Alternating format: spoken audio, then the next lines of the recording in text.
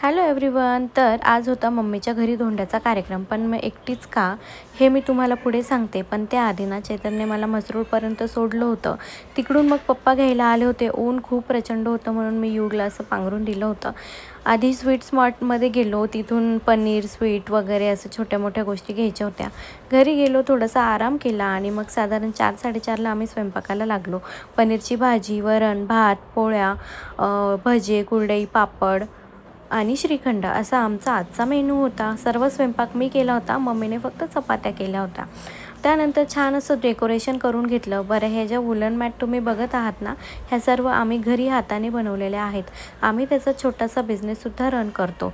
जर तुम्हाला कोणाला ऑर्डर करायचा असेल किंवा क्लास करायचा असेल तर तुम्ही नक्कीच कॉन्टॅक्ट करू शकतात. त्यानंतर एक एक करून सगळ्यांचं औक्षण झालं, त्यांचा मानपान झाला.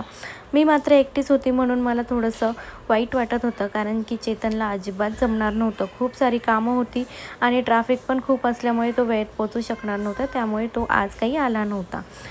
आणि युगला वाटत होतं कोणाचा तरी बड्डे चालू आहे म्हणून तो हॅपी बर्थडे टू यू असं काहीतरी त्याचं चालू होतं.